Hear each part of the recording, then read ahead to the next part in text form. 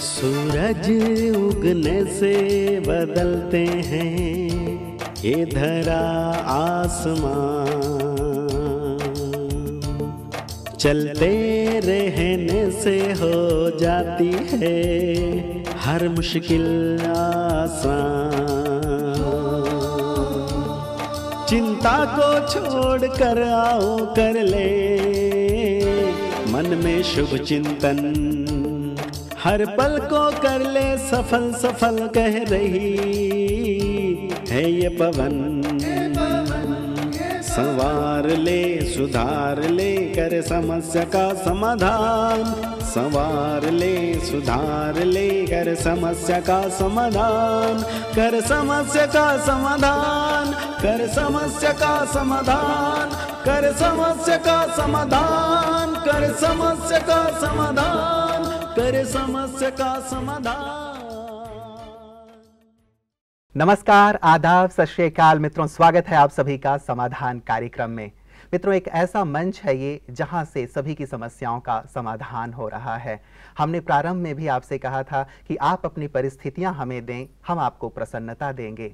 आप अपनी समस्याएं हमें दें, हम आपको समाधान देंगे। आप अपने दुख हमें दें, हम आपको सुख देंगे। क्योंकि हम पूरे विश्व को एक परिवार मानते हैं और जैसे शरीर के किसी भी अंग में कोई तकलीफ होती है तो पूरे शरीर को तकलीफ होती है, आत्मा को तकलीफ होती है। ऐसा नहीं कहा जा सकता कि उंगली में तकलीफ है, छोड़ो, दर्द उसे हो रहा होगा, हमें क्या लेना देना, बिल्कुल नहीं। ऐसे ही विश्व के किसी भी कोने में कोई भी दुखी है, अप्रसन्न है, तो वास्तव में उसकी पीड़ा हमारी पीड़ा है, समाधान परिवार की पीड़ा है, ब्रह्मा कुमारी इस परिवार की पीड़ा है। इसीलिए हम चाहते हैं कि सभी समाधान युक्त हो जाएं, सबका जीवन खुशहाल हो जाए, आनंद से परिपूर्ण हो जाए। इसी शुभ संकल्प के साथ ये विशेष कार्यक्रम शुरू किया गया है और हमें बहुत खुशी होती है जब आपकी तरफ से अच्छे अच्छे समाचार हमें प्राप्त होते हैं। मित्रों, अब तक आप अपने प्रश्न हम तक पहुंचाते रहे हैं, ईमेल के जरिए, फ़ोन के जरिए या अन्य माध्यमों से, लेकिन आज हमने भारत के कोने कोने से बहुत सारे भाई बहनों को आमंत्रित किया है ताकि वो डायरेक्ट भाई साहब से अपने प्रश्न पूछ सकें, अपनी समस्याओं का समाधान ले सकें। आइए प्रारंभ करते हैं भ्राता जी के अभिनंदन से, पश्चात उन तक पहुंचेंगे। भ्राता जी, आपका बहुत बहुत स्वागत है। भ्राता जी, आज पूरे भारतवर्ष से बहुत सुंदर गुलदस्ता हमारे पास आया हुआ है, ये हमारे सामने बैठे हुए हैं। आप सबका समाधान परिवार की तरफ से भ्राता जी की ओर से बहुत बहुत स्वागत है, अभिनंदन है। आप सबको एक बार नमस्कार। मैं चाहूँगा कि वैसे तो प्रतिदिन मैं प्रश्न करता हूँ भ्राता जी से, आप सबके मन में भी बहुत सारे प्रश्न होंगे, बहुत सारी शंकाएं होंगी और कुछ सुखद अनुभव भी होंगे, सुख शांति लेकर के आप यहाँ पहुँचे होंगे, हम ऐसी उम्मीद करते हैं। तो मैं चाहूँगा कि एक एक करके आप अपनी बातें, अपने प्रश्न, अपनी समस्याएं भ्राता जी के सम्मुख रखेंगे। प्रारंभ कौन कर रहा है? नमस्ते भाई साहब, मेरा नाम पूनम जैन है, मैं कलकत्ता से आई हूँ। मैं समाधान बराबर देखती हूँ कि कैसे संकल्पों के आधार पर दूसरों के मन को चेंज किया जा सकता है। मेरा प्रश्न ये है कि मेरा एक 7 साल का बेटा है, वह जब मेरी बात नहीं सुनता है, मैं उसे बहुत बोलती हूँ फिर भी नहीं सुनता है, तब मैं उसे तुरंत मार देती हूँ। लेकिन मारने के बाद मुझे बहुत पछतावा होता है, लेकिन जब मारने का संकल्प, जब मैं उस पर हाथ उठाती हूँ तो मुझे कुछ भी नहीं मालूम चलता है। तो इसका क्या समाधान है? हाँ, अनेक जगह बच्चों के साथ माताओं को इन समस्याओं का सामना करना ही पड़ता है और बच्चे स्वभाव से ही चंचल होते हैं, वो कुछ भी करते हैं, यही उनका एन्जॉयमेंट होता है।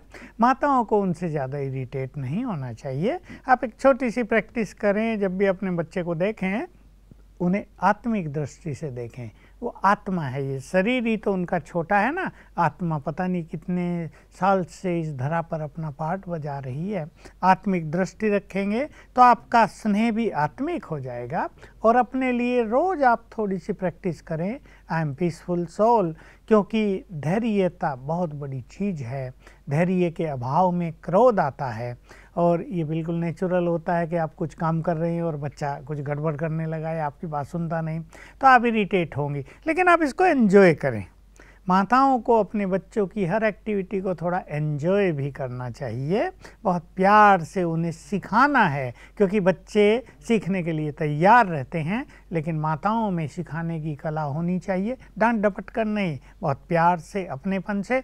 और यदि आप आत्मिक दृष्टि से उन्हें अपनी बात सुनाएंगे और खुद अच्छे स्वमान का अभ्यास करेंगी तो आपके बोल में प्रभाव होगा और बच्चे डेफिनेटली आपकी बात सुनेंगे और बहुत जेंटिल हो जाएंगे। लेकिन बच्चों की चंचलता को ज़्यादा माइंड भी नहीं करना चाहिए। बिल्कुल। पूनम जी, आप भी यशोदा मैया बन जाइए। जैसे कन्हैया थोड़ी शैतानी तो करता ही था, तो आप भी उसका आनंद लीजिए और साथ ही भ्राता जी ने जैसे सुंदर प्रैक्टिस बताए हैं वो भी आप जरूर करते रहें। अगला प्रश्न कौन पूछ रहा है? नमस्कार भाई जी। नमस्कार। मेरा नाम मानसी पमनानी है। मैं ग्वालियर मध्य प्रदेश से आई हूँ। मेरा प्रश्न ये है कि हमें अपने कॉन्सेंट्रेट पावर को कैसे बढ़ाना चाहिए, कैसे। कौन सी क्लास में पढ़ती हो तुम?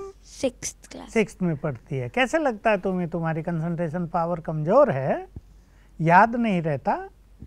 मैं जैसे कोई चैप्टर या क्वेश्चन आंसर्स याद करती हूँ तो थोड़ी देर बाद थोड़ा भूल जाता है। ठीक है, बैठो।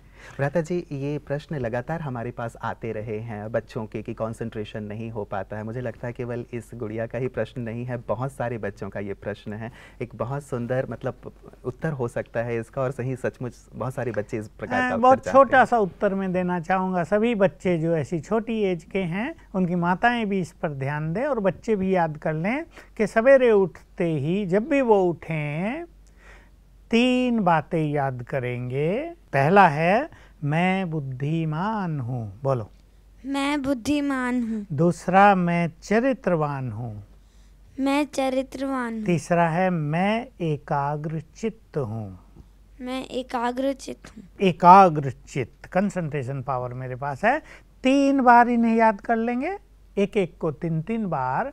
तो सवेरे जब बच्चे उठते हैं तो उनका सबकॉन्शियस माइंड बहुत एक्टिव और बहुत पावरफुल होता है।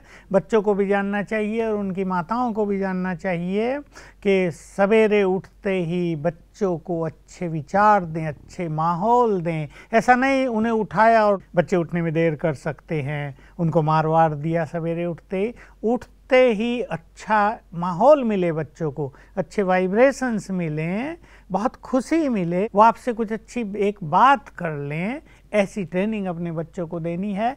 और बच्चे अगर ये 3 संकल्प उठते ही करेंगे 3 बार तो उनकी बुद्धि का विकास होगा। साथ में ये भी कर सकते हैं, चौथा, मेरी मेमोरी पावर बहुत अच्छी है। दूसरा ध्यान देना है सभी बच्चों को कि टीवी में बच्चों को गेम्स देखने की बड़ी रुचि होती है, कार्टून शो ये वो, उसमें घंटों लगा देते हैं। तो देखिए ब्रेन की शक्ति तो वही है जो जिसके पास है। अगर उसको टीवी आदि में तुम लगा दोगे तो पढ़ाई में वो उतनी कम हो जाएगी। इसलिए देखो, भले ही हम ये नहीं कहते देखो नहीं, लेकिन आधा घंटा बस। ऐसे नहीं सारा दिन उनमें लगें, खेलो भी, लेकिन ऐसा नहीं सारा दिन खेलते रहें।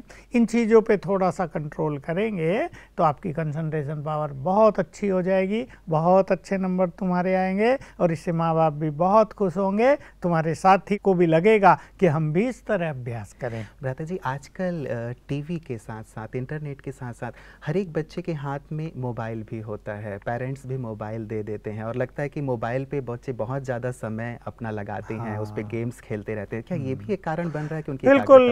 देखिए जैसा मैंने कहा, बुद्धि की शक्ति तो वही है, चाहे कहीं और लगा दिया जाए वो पढ़ाई से उतनी ही कट जाएगी।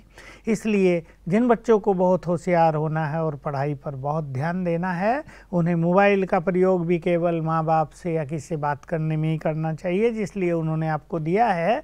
गेम शादी के लिए ये चीज़ नहीं है। गेम का फ़ायदा तो तब होता है जब आप फील्ड में जाकर थोड़ा उछल कूद करें, भागे दौड़ें, उससे शारीरिक एक्सरसाइज हो जाती है, हेल्थ की बहुत सारी प्रॉब्लम समाप्त हो जाती है, वो अच्छा है। बाकी जो ये वीडियो गेम है, मोबाइल्स में गेम देखते हैं, इनसे बुद्धि की शक्ति नष्ट ही होती है क्योंकि कोई एक्सरसाइज भी नहीं होती है। इनको अवॉइड कर देना चाहिए। ठीक है, पसंद है? पे ही पूरी तरह से कंसंट्रेट करें। ठीक है गुड़िया, बहुत सुंदर जी। किस प्रांत से हमारे पास अब अगला प्रश्न आ रहा है?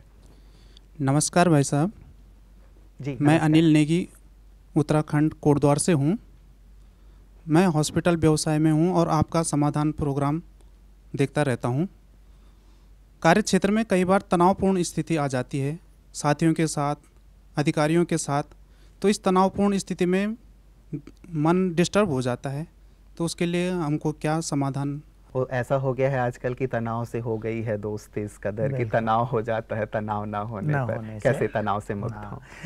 इस युग को तनाव का युग नाम देना ज़्यादा उचित होगा जैसे कई लोगों ने इसको कलयुग, कलह कलेश का युग कह दिया है, मशीनरी का युग भी कह दिया है, लेकिन तनाव का युग भी ये हो गया। और इसका कारण केवल बातें ही नहीं, बातें तो हैं, मनुष्य ने अपनी मोरलिटी खो दी है, उसका व्यवहार बिगड़ गया है, लोग जिम्मेदारी से काम नहीं करते, ठीक से रेस्पॉन्स नहीं करते, या सम्मान समाप्त हो गया है, कुछ भी कहते हैं तो ईगो को हर्ट ही करते हैं। लेकिन एक मूल कारण ये नज़र आ रहा है कि मनुष्य की मानसिक शक्ति काफ़ी कमज़ोर पड़ गई है, उसकी दूसरों से एक्सपेक्टेशंस ज़्यादा बढ़ गई हैं। इस कारण कोई भी बात उससे टॉलरेट नहीं होती और तुरंत टेंशन हो जाती है। तो आपको ये ध्यान रखना कि टेंशन तो अनेक समस्याओं को जन्म देगी। टेंशन में आके आप भी क्रोध से कुछ बोल देंगे, संबंध बिगड़ जाएंगे, काम बिगड़ जाएंगे। कभी कभी क्रोध बड़े बड़े नुकसान कर देता है, बने बनाए काम बिगाड़ देता है। टेंशन से शारीरिक बीमारियां बहुत बढ़ती हैं, किसी को हार्ट की बीमारियां बढ़ती हैं, किसी को हाई ब्लड प्रेशर होता है, किसी को आजकल डायबिटीज़ बढ़ती हैं। टेंशन तो नुकसान कारक है ही।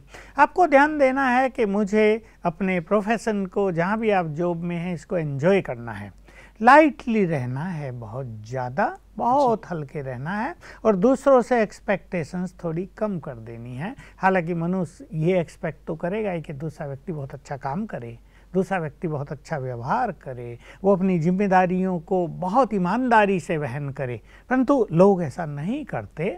तो हमें अपनी मानसिक स्थिति बिगाड़ देनी नहीं है, नहीं तो हमारा टेंशन दिनों दिन और बढ़ता जाएगा, बीमारियाँ बहुत बढ़ती जाएंगी, और जब टेंशन बहुत बढ़ती है तो अनेक समस्याओं का मनुष्य और आह्वान कर लेता है। इसलिए एक सुंदर संकल्प रख लें कि जो कुछ होगा उसे हम मैनेज करेंगे, लेकिन अपनी मन की स्थिति को बिगाड़ेंगे नहीं। लेकिन ये भी बहुत ज़रूरी है कि मन को पावरफुल बनाने के लिए सर्वशक्तिवान से अपने मन को जोड़ना आवश्यक होगा, जिसे हम राजयोग कहते हैं। आप उस पर और ध्यान दें। आपने सीखा होगा आधा घंटा सवेरे, आधा घंटा शाम अपने को पावरफुल बनाने के लिए राजयोग मेडिटेशन करें, और जीवन में ये मन बना लें कि हमें हर बात को सीरियसली नहीं लेना है। किसी ने कुछ बोल दिया, हमें उससे तुरंत इफेक्ट हो जाए, हम अपनी खुशी खो दें, इससे हमें बचना है। लाइटली लेंगे और लाइफ को एंजॉय करेंगे। ये संकल्प रख लो। ये सब उतार चढ़ाव, ऐसे लोगों के साथ हमारा साथ, ये सब चलेगा ही। अच्छे लोग कहाँ से मिलेंगे? जब चारों ओर अंधकार छाया हुआ है तो छोटे छोटे दीपक ही जलते हुए नजर आएंगे, सूरज जैसा प्रकाश तो दिखाई नहीं देगा।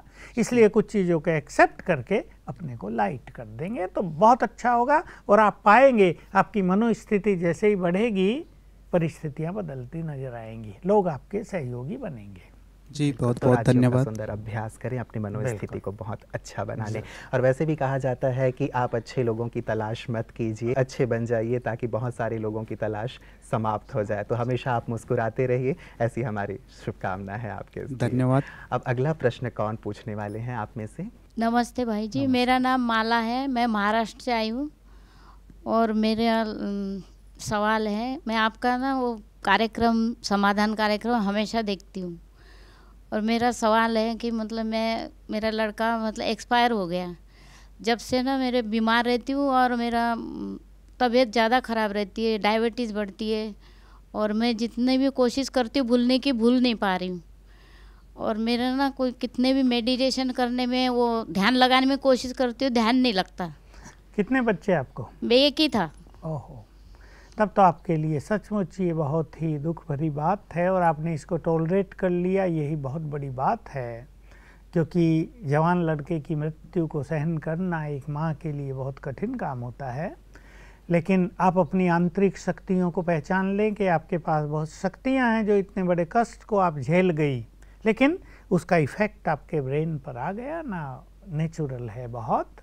तो इसको अब आपको स्पिरिचुअल नॉलेज लेकर, ईश्वरीय ज्ञान और अच्छा लेकर इस इफ़ेक्ट को समाप्त करना है। क्योंकि जो इफ़ेक्ट आपके ब्रेन पर आ गया है, उससे आपकी बीमारियां बढ़ रही हैं, उससे आपकी डायबिटीज़ बार बार बढ़ जाती है, कभी हाई ब्लड प्रेशर बढ़ता है, आपका चित्त शांत नहीं रहता है, और इससे ही आपका कंसंट्रेशन भी नहीं होता। मैं कहूँगा आपको एक छोटी सी ज्ञान की बात मैं आपके सामने रखता हूँ। आपके इस दुख दर्द के साथ तो हम सब हैं, हमारी बहुत सहानुभूति है। आपके साथ जो कुछ हुआ वो तो बहुत बुरा हुआ, लेकिन जो कुछ हो जाता है जीवन में, जिसको बदला नहीं जा सकता, उसे हमें स्वीकार करके अब आगे बढ़ना चाहिए। अब देखिए, आपका बच्चा तो चला गया, वो तो वापस नहीं आ सकता। उस आत्मा ने ये शरीर छोड़ के कहीं दूसरी जगह जन्म ले लिया। आप इस बात को स्वीकार करके अब अपने चित्त को शांत करो और उस आत्मा को रोज शांति के वाइब्रेशंस दो। आप जो दुखी रहती हैं तो ये दुख के वाइब्रेशंस उस आत्मा को भी जाते हैं, आपको भी दुखी करते हैं, आपको बीमार भी करते हैं, और परिवार में और जो भी हैं उन पर भी इसका बुरा असर पड़ता है। इसलिए ऐसी घटनाओं को स्वीकार करके अपने चित्त को शांत करने में ही हम अपने जीवन की आगे की यात्रा को सफल कर सकते हैं। आप बिल्कुल स्वस्थ रहें, आपका मन भी शांत रहे और आप राजयोग का सुंदर अभ्यास करके अब प्रभु मिलन का सुख प्राप्त करें। जब आपको प्रभु मिलन का बहुत सुख मिलने लगेगा तो ये दुख आपसे भूल जाएगा, क्योंकि दुख को भुलाने के लिए किसी बहुत बड़े सुख के अनुभूति की बहुत ज़रूरत पड़ती है। पसंद है ना ये बात? इसलिए राजयोग पर और आप ध्यान देना, सवेरे उठकर सुंदर संकल्प करना, धीरे धीरे आपकी एकाग्रता बढ़ जाएगी, आपका मन लगने लगेगा और तब आपका चित्त शांत होगा, आप स्वस्थ भी रहेंगे। चलिए माला जी, हम सब भी हमारी बहुत सारी शुभकामना, मंगल कामना आपके साथ साथ है। जैसे भ्राता जी ने एक सुंदर बात कही है, राजयोग का अभ्यास करते रहें।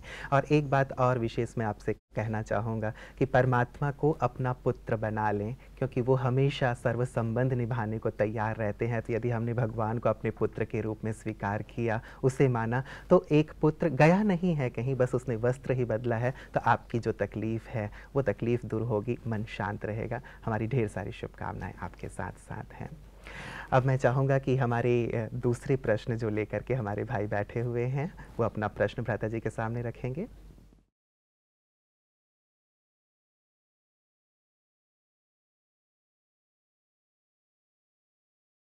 नमस्ते सर। नमस्ते। मेरा नाम समीर सिंह है, मैं डिस्ट्रिक्ट गोंडा उत्तर प्रदेश से आया हूँ। मैं सीए स्टूडेंट हूँ और राजयोग मेडिटेशन भी करता हूँ, स्पिरिचुअल नॉलेज को भी धारण करता हूँ।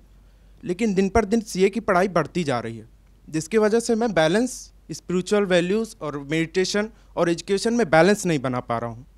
इसका क्या समाधान है? इसका आपके मन पर थोड़ा प्रेशर आ गया है ना, क्योंकि पढ़ाई का लोड बढ़ता जा रहा है। आपको अपने मन को बहुत लाइट रखना, क्योंकि अगर मनुष्य अपने ब्रेन को सदा प्रेशर में रखेगा तो उसकी बौद्धिक शक्ति क्षीण होने लगेगी। फिर आप ये पाएंगे कि आप पढ़ बहुत रहे हैं, मेहनत बहुत कर रहे हैं, लेकिन याद बहुत कम रहता है, तो आपको कठिनाई हो जाएगी। इसलिए स्टडी को आपको एंजॉय करना है। मैं एक बहुत अच्छा राजयोग मेडिटेशन का तरीका आपके समक्ष रख रहा हूँ, उसकी आप सवेरे उठ के प्रैक्टिस कर लिया करें और दिन में 1-2 बार कर लिया करें। प्रैक्टिस 1-1 मिनट की है। मैं आत्मा हूँ, स्वराज्य अधिकारी हूँ। स्वराज्य अधिकारी का अर्थ है मैं अपनी मालिक हूँ, इस देह की मालिक हूँ, मन बुद्धि की मालिक हूँ। ये बहुत अच्छी फीलिंग अपने को देने के बाद आप अपनी बुद्धि से जैसे बात करेंगे, हे मेरी बुद्धि, मैं तुम्हारा मालिक हूँ, जो मैं पढ़ूँ तो उस सब को याद कर लेना। ये जैसे आप अपनी बुद्धि को कमांड दे रहे हैं।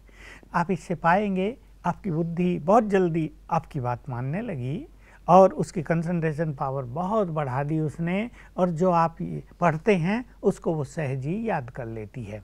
आप दबाव बिल्कुल न लाएं अपने ब्रेन पर। जैसा मैंने फिर रिपीट कर रहा हूँ, कहा एंजॉय करेंगे अपनी स्टडी को।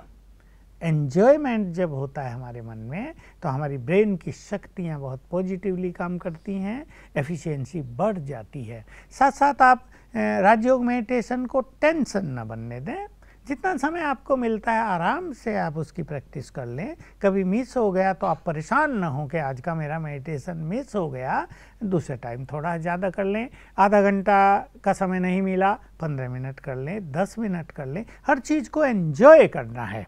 ये सभी को अपने जीवन में एक सुंदर बात याद रख लेनी है और इसको अपना लेना है कि हमें हर सिचुएशन को, हर कार्य को एंजॉय करना है। मान लो आप स्टेशन पे गए और ट्रेन लेट आ रही है, आपको पता चला 1 घंटा लेट है। जाते ही आप परेशान हुए, क्या मैं भाग दौड़ के आया था, देखा ट्रेन लेट हो गई।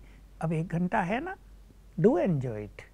इसको आनंद लो। 1 घंटा मेरे पास है, खाली समय मिल गया है, अब मुझे इसको एंजॉय करना है, तो आपको बोरियत भी नहीं होगी, आप निगेटिव भी नहीं होंगे, आपकी खुशी भी नष्ट नहीं होगी। तो ये सीख लेना है, पढ़ाई को एंजॉय करेंगे और डेफिनेटली आप बहुत अच्छे सीए बन जाएंगे, आपको सफलता प्राप्त होगी। भ्राता जी, एक बात इसमें आती है, मैं बीच में आना चाहूँगा कि ठीक है, ट्रेन का इंतज़ार तो हम इधर उधर घूमते फिरते हुए एंजॉय कर सकते हैं, लेकिन पढ़ाई में जब चीज़ें समझ में नहीं आ रही हो या मेरे पास वक्त कम हो, बहुत ज़्यादा पढ़ना हो, मेरे एग्ज़ाम बिल्कुल सिर पे हो, तो ऐसी स्थिति में उसे एंजॉय करना थोड़ा कठिन हो जाता है। हाँ, अगर इसका स्ट्रेस लेते हैं, अभी टाइम कम है, मान लो 10 दिन बचे हैं, 10 दिन तो हैं, लेकिन अगर हम स्ट्रेसफुल हो जाएंगे तो ये 10 दिन भी 2 दिन के बराबर ही रह जाएंगे। इसलिए 10 दिन हमारे पास अच्छे से मैनेज करें, हम इसको अच्छे से मैनेज करें, इसको एंजॉय करें, अपने को तैयार करें। 10 दिन में मैं ऐसी ऐसी तैयारी कर लूँगा। और ये जो मैंने स्वराज्य अधिकारी की प्रैक्टिस बताई, ये अभ्यास करो। सवेरे उठते मैं मास्टर सर्वशक्तिवान हूँ, सफलता मेरा जन्मसिद्ध अधिकार है। कभी कभी क्या होता है स्टूडेंट्स के अंदर कि एक भय रहता है कि मैंने इतनी मेहनत कर ली, इतना खर्च भी हो गया, 4-5 साल भी लग गए, पता नहीं क्या होगा, कहीं ऐसा ना हो जाए, कहीं ऐसा ना हो जाए। तो ये निगेटिव थॉट्स छोड़कर मैं मास्टर ऑलमाइटी हूँ, सफलता मेरा जन्मसिद्ध अधिकार है, मुझे सफलता मिलेगी ही, इससे आपका कॉन्फिडेंस बहुत बढ़ेगा, एग्ज़ाम फियर समाप्त हो जाएगा और सफलता आपके पास आ जाएगी। इसकी बहुत प्रैक्टिस करें। समीर जी, लगता है कि आपके प्रश्न का उत्तर बहुत सुंदर तरीके से मिल गया है। आपके चेहरे की मुस्कान बता रही है कि आप संतुष्ट हुए हैं और निश्चित रूप से इन अभ्यासों को करने के बाद आप बहुत अच्छे सीए बने और देश की, समाज की सेवा करें। हमारी बहुत सारी शुभकामनाएं हैं आपके लिए। अगला प्रश्न किस प्रांत से आ रहा है? भाई जी नमस्कार। नमस्कार। मैं नीरज कुमार खरे, राठ कस्बा, जिला हमीरपुर, उत्तर प्रदेश से आया हूँ। व्यवसाय से मैं LIC एजेंट हूँ और घर में ज़्यादातर वक्त नहीं दे पाता हूँ। आजकल बाहरी माहौल का प्रभाव बच्चों पे ज़्यादा रहता है और वो बात नहीं मानते, एक बार में नहीं सुनते हैं। जिस चीज़ को बोल जाओ पूछो लौट के तो वो काम नहीं करते हैं, छोड़ देते हैं। तो ज्ञान और बाहरी वातावरण के बैलेंस को कैसे रखा जाए ताकि बच्चों में सकारात्मक बिल्कुल हर माँ बाप चाहते हैं कि बाहरी वातावरण जो बहुत निगेटिव होता जा रहा है, संग का बुरा प्रभाव जो बच्चों पर पड़ रहा है, पहले बड़ों पर पड़ता था, अब छोटों पर वो दिखाई दे रहा है। ये बहुत कंप्लेंट आती हैं कि छोटे छोटे बच्चे भी अब बुरे संग से प्रभावित होते नज़र आ रहे हैं। जो बुराइयां बड़ों में आ जाती थी 16, 17, 18 साल के होने में, वो छोटे बच्चों से ही प्रारंभ हो गई है। तो माँ बाप का चिंतित होना तो स्वाभाविक है कि हम कैसे एक प्रोटेक्शन दें अपने बच्चों को, एक छत्र छाया बना दें, उनके प्रभामंडल को पावरफुल कर दें ताकि निगेटिव जो एनर्जी चारों ओर फैल रही है, कलयुग का जो घोर प्रभाव चारों ओर बढ़ता जा रहा है, उससे हम अपनी संतानों को मुक्त कर सकें।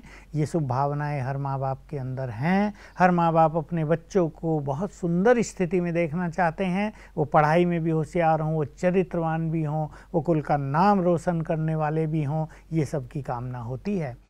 माताओं को एक काम इसमें करना है, मातृशक्ति इसमें बहुत अच्छी भूमिका निभाएगी, और वो ये काम है कि भोजन पवित्र उनको खिलाना है। और पवित्र भोजन खिलाने का अर्थ है कि भोजन बनाते हुए वो बार बार याद करेंगे, मैं परम पवित्र आत्मा हूँ।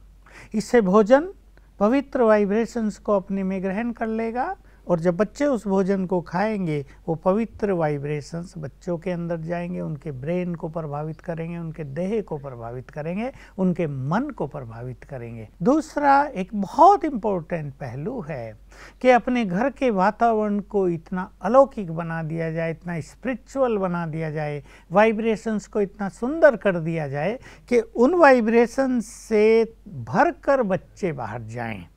तो बाहर के वाइब्रेशंस उन पर ज़्यादा प्रभाव नहीं डालेंगे, और अगर दिन में कोई प्रभाव उन पर पड़ गया है, वो फिर जब शाम को घर आएँ तो उन वाइब्रेशंस में वो वाइब्रेशंस उनके निगेटिव पुनः खत्म हो जाएं। इसके लिए सभी को जो गृहस्थ में रहते हैं, चाहे भाई हैं या बहनें हैं, सबको ये शिकायत किए बिना कि हमारे पास टाइम नहीं है, 10 मिनट 3 बार अपने घर में बहुत अच्छा मेडिटेशन करेंगे।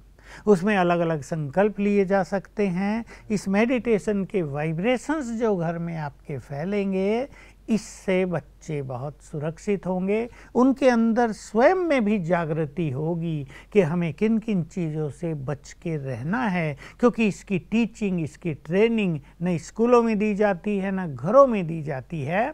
बच्चों के अंदर जो प्योर संस्कार हैं वो ऐसे वाइब्रेशन से जागृत हो जाएंगे।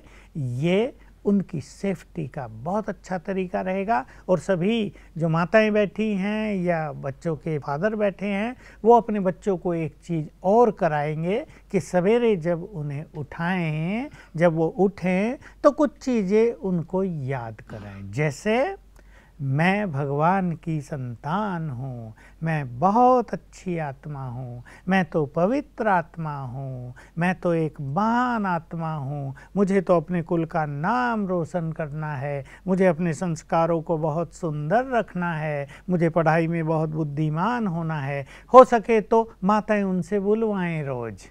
तो छोटे बच्चे इन चीज़ों को जल्दी ग्रहण कर लेते हैं, उनका सबकॉन्शियस माइंड इसको एक्सेप्ट कर लेगा और वो स्वयं को बाह्य वातावरण से प्रोटेक्ट करने में समर्थ होते जाएंगे। आपका प्रश्न बहुत सुंदर है और आप इस पे गौर करें जो समाधान मैंने बताया। भाई जी, मानने के लिए अगर तैयार नहीं होते हैं या कह देते हैं बकवास मत करो। हाँ, ये बहुत बड़ी बात होती है जी, क्योंकि बच्चे थोड़े से इन चीज़ों को स्वीकार नहीं करते। माता पिता तो अपनी तरफ से पूरी कोशिश करते हैं वातावरण बने, लेकिन बच्चे कहते हैं कि हम भगवान को नहीं मानते हैं। इसीलिए मैंने समाधान दिया। आपने बिल्कुल ठीक कहा। कुछ बच्चे तो ऐसे हैं जो माँ बाप को सीधा डांट देंगे, तुम कौन हो हमें सिखाने वाले, बकवास बंद करो।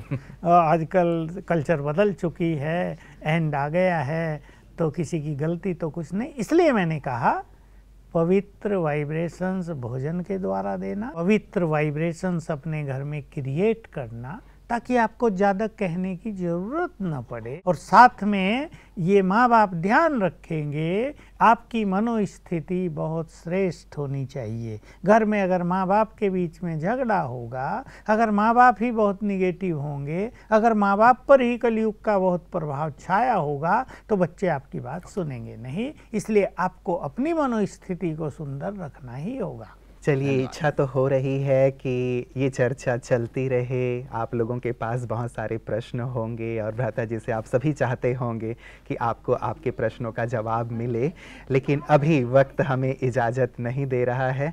हम आप सबके बहुत बहुत आभारी हैं कि आप सब स्टूडियो में हमारे पास आए, समाधान के आज अंग बने, आपने अपनी बातें रखी, आप यहाँ आए, इसके लिए आप सबका बहुत बहुत बहुत शुक्रिया। और उम्मीद करते हैं कि जल्दी ही पुनः आप सबसे फिर से मुलाकात होगी। आप सबका जीवन बहुत खुशहाल हो, ऐसी शुभकामनाओं के साथ मैं आप सबका पुनः एक बार धन्यवाद करता हूं। बहुत बहुत शुक्रिया। और भ्राता जी, आपका भी हमेशा की तरह आप हम सबको प्रकाश देते हैं, इतनी रोशनी मिल रही है हम लोगों को जीवन के लिए, आपका भी बहुत बहुत शुक्रिया। और मित्रों, विशेष करके आज जैसे बहुत सारे प्रश्न हमारे बीच आए थे, मैं हमेशा दिल से यही कहता हूँ, अपने परमात्मा से ये दुआ मांगता हूँ कि ऐ खुदा, खुशी हर पल इनके पास रखना, मेरे भाई बहनों के पास से गम को हमेशा दूर रखना, गम ना आए कभी इनके पास मेरे मौला, तू नज़रे करम इन पे खास रखना। ये मेरे दिल की दुआएं, समाधान परिवार के दिल की दुआएं हैं कि हमेशा आप गम से मुक्त रहें, खुशनुमा आपका जीवन हो, आप उड़ते रहें, परमात्मा के नज़दीक पहुँचें और साथ ही अपने जीवन के माध्यम से औरों को भी प्रेरित करते रहें। तो खुश रहिएगा, मुस्कुराते रहिएगा। नमस्कार।